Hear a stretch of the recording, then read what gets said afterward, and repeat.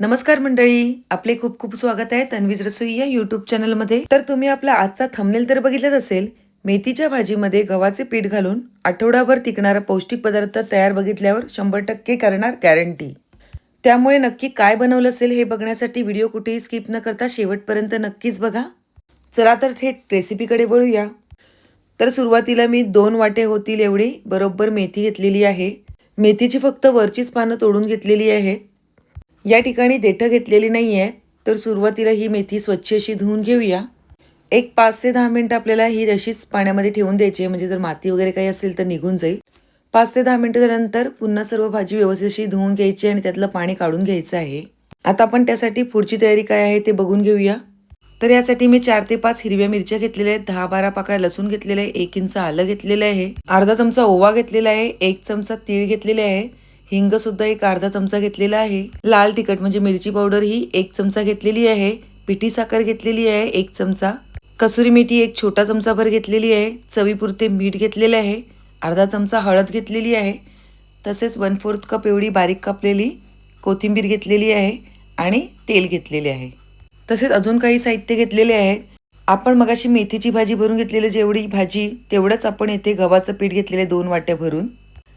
तसेच येथे चण्याचे पीठ 2 मोठे चमचे भरून एवढे घेतलेले आहे आणि दही एक 1/4 कप एवढं घेतलेलं आहे. तर हे सर्व साहित्य आपल्याला आपली रेसिपी बनवण्यासाठी लागणार आहे. तर त्यासाठी आपल्याला सगळ्यात पहिले आलं, लसूण आणि हिरवी मिरची ह्याची बारीक अशी पेस्ट करून घ्यायची आहे मिक्सरच्या भांड्यामध्ये. आपण मिक्सरचं छोटं भांडं वापरणार आहोत, म्हणजे जेवढी बारीक करता येईल तेवढी बारीक पेस्ट यामध्ये होऊन जाईल. आता मिरची, आलं आणि लसूण घालून घेतलेलं आहे. आता आपण याची बारीक अशी पेस्ट करून घेऊया. आता आपण ही केलेली आहे त्यापेक्षा अजून थोडीशी आपल्याला बारीक पेस्ट करायची आहे. त्यासाठी आपण यामध्ये थोडं पाणी घालून घेऊया. एकदम जास्त सुद्धा पाणी येथे घालायचं नाही आहे. आता पाणी घातल्यानंतर आपण याची पुन्हा एकदा बारीक पेस्ट करून घेऊया. तर इथे आपली परफेक्ट अशी बारीक पेस्ट तयार झालेली आहे आणि आपली येथे मेथीची भाजीसुद्धा व्यवस्थित धुवून अशी झालेली आहे. आता ही मेथीची भाजी आपल्याला न चिरता अशीच हाताने तोडून घ्यायची आहे. तर ती आपण सर्व भाजी हाताने व्यवस्थित अशी तोडून घेऊया.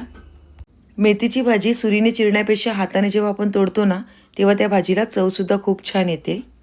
त्यामुळे आपण सर्व मेथीची भाजी ही हाताने चुरून घेणार आहोत. तर इथे जवळपास आपली सर्व मेथीची भाजी चुरून झालेली आहे. आता यामध्ये काही इन्ग्रेडियंट घालून घेऊया. तर सगळ्यात पहिले अर्धा चमचा एवढी हळद घालून घेतलेली आहे. तसेच आता यामध्ये 1 चमचा एवढे सफेद तीळ घालून घेणार आहोत. कसुरी मेथीसुद्धा आपण येथे छोटा लहान चमच भरून घेतलेली आहे. अर्धा चमचा हिंग घालून घेतलेले आहे. लाल तिखटसुद्धा 1 चमचाभर येथे घालून घेतलेलं आहे.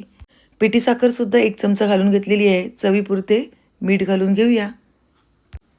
आता तसेच आपल्याला यामध्ये बारीक चिरलेली कोथिंबीरसुद्धा घालून घ्यायची आहे. तीसुद्धा घालून घेऊया. 1 छोटा चमचा भरून ओवा घेतलेला तो हातावर चुरून घालूया, म्हणजे त्याचा स्वाद छान येईल. तो सुद्धा यामध्ये घालून घेतलेला आहे. आता आपण यामध्ये तेल घालून घेणार आहोत. तेल हे मोठे 2 चमचे भरून एवढे घेतलेले आहेत. म्हणजे तसं जर बघायला गेलं तर पोहे खायचा चमच आहे तेवढे 6 ते 7 चमचे मोठे भरून एवढे येथे मी तेल घेतलेले आहे. आता हे सर्व साहित्य आपल्याला हाताच्या साहाय्याने व्यवस्थित असं मिक्स करून घ्यायचं आहे. या ठिकाणी आपल्याला येथे ठेचासुद्धा घालून घ्यायचा आहे, पण ठेचा अगोदरच घालायचा नाही, त्यामुळे आपल्या हाताची आग होऊ शकते. त्यामुळे ठेचा आपण नंतर घालणार आहोत. तर इथे आता सगळं साहित्य व्यवस्थित मिक्स करून झालेलं आहे. आता यामध्ये आपण दही घालून घेऊया. तसेच आपण जो ठेचा करून घेतलेला आहे तो सुद्धा यामध्ये आता घालून घेऊया.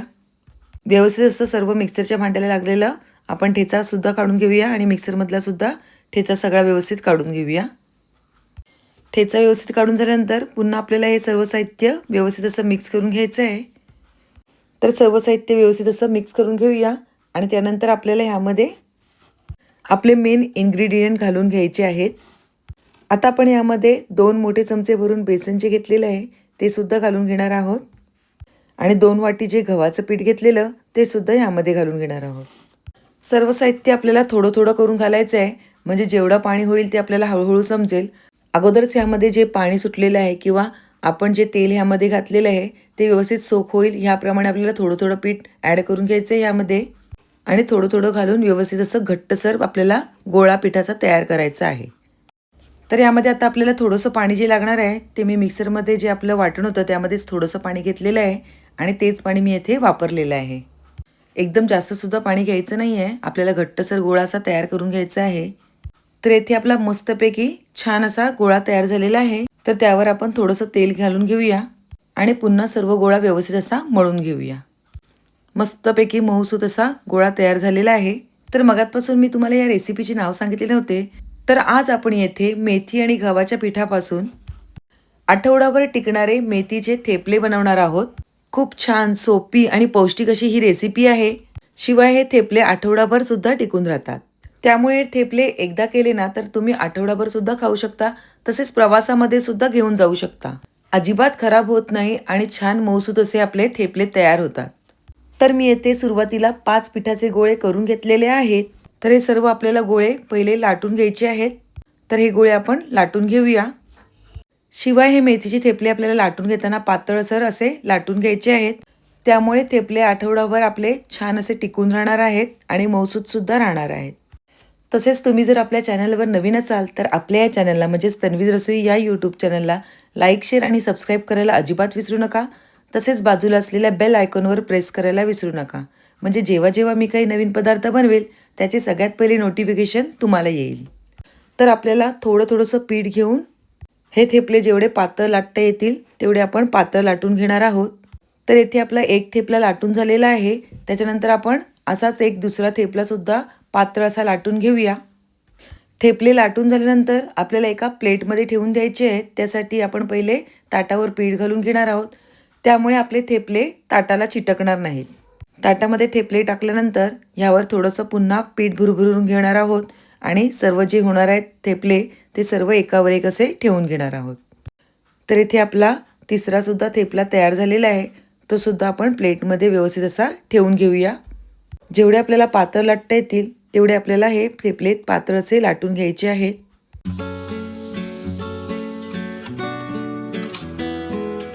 आपल्याला थेपले एवढे पातळ असे लाटून घ्यायचे आहेत. तर इथे आपले जवळपास सर्व जे 5 थेपले होते ते सर्व असे आपले लाटून झालेले आहेत. तर सर्व आपण त्या प्लेटमध्ये ठेवून घेतलेले आहेत. तर इथे आपले परफेक्ट असे थेपले तयार झालेले आहेत. आता हे आपल्याला भाजून घ्यायचे आहेत. थेपले ते भाजून घेताना आपल्याला तवा छान असा गरम झालेला पाहिजे. पहिले हात फिरवल्यानंतर तवा व्यवस्थित असा गरम नव्हता झाला. आता दुसऱ्यांदा मी हात फिरवल्यानंतर तवा छान असा गरम झालेला आहे. आता थेपला एक साईडने व्यवस्थित असा शिजून द्यायचा आहे. लगेचच पलटी मारायचा नाही आहे. एक बाजू व्यवस्थित शेकल्यानंतर आता तुम्हाला दिसत असेल त्याला बबल्स आलेले आहेत. तर आपण हा थेपला व्यवस्थित असा पलटून घेऊया आणि पुन्हा दुसऱ्या बाजूने व्यवस्थित असा शेकवून घेऊया. तर या मेथीच्या ठेपल्यामध्ये तुम्हाला असं वाटत असेल की आपण दही घातलंय तर हे खराब होईल, तर नाही. दह्यामुळे आणि तसेच पिठी साखरामुळे आपले मेथीचे थेपले हे मऊसूत राहण्यासाठी याची मदत होते. तसेच मेथीचे थेपले हे मऊसूत आणि सॉफ्ट राहण्यासाठी आपण येथे बेसनचं पीठ सुद्धा घालून घेतलेले आहे. आता छानपैकी हा एका बाजूने शेकला गेलेला आहे थेपला. आता आपण ह्यावर तेल लावून घेऊया. या चमच्याच्या मदतीने आपल्याला सर्व थेपल्याला व्यवस्थित असं तेल लावून घ्यायचं आहे. सर्व थेपल्याला व्यवस्थित असं तेल लावून घेऊया. व्यवस्थित सगळ्या बाजूला तेल लावून झाल्यानंतर आता आपण हा थेपला व्यवस्थित असा दाबून घेणार आहोत पलिताच्या साहाय्याने.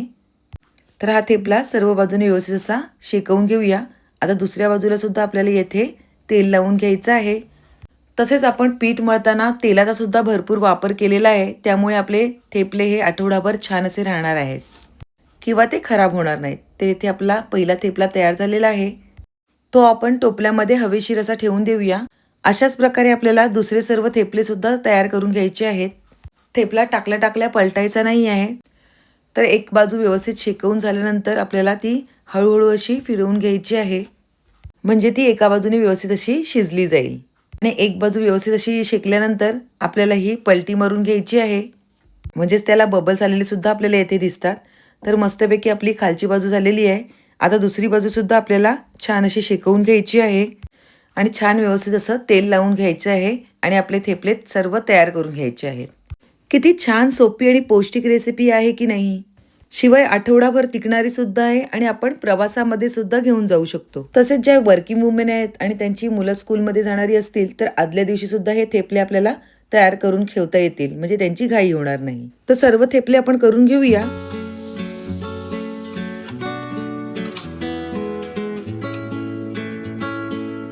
तर येथे बोलता बोलता आपले सर्व मेथीचे थेपले तयार झालेले आहेत. वाव, दिसायला तर खूपच छान दिसत आहेत. चला तर आपण आपली डिश सर्व करून घेऊया. तर हे मी घरीच बनवलेलं इन्स्टंट असं लोणचं आहे, त्याबरोबर मी आपले हे थेपले सर्व केलेले आहेत. तर नक्कीच तुम्ही सुद्धा तुमच्या घरी ही रेसिपी ट्राय करा आणि तुम्हाला ही रेसिपी आवडली असेल तर पटकन एक लाईक करा. तसेच तुमच्या फ्रेंड्स आणि रिलेटिव्हसोबत ह्याची लिंक शेअर करा. आणि आपल्या तन्वीज रसोई या यूट्यूब चॅनलला लाईक, शेअर आणि सबस्क्राईब करायला अजिबात विसरू नका. पुन्हा एक नवीन रेसिपी घेऊन येऊया. तोपर्यंत बाय बाय. थँक्यू.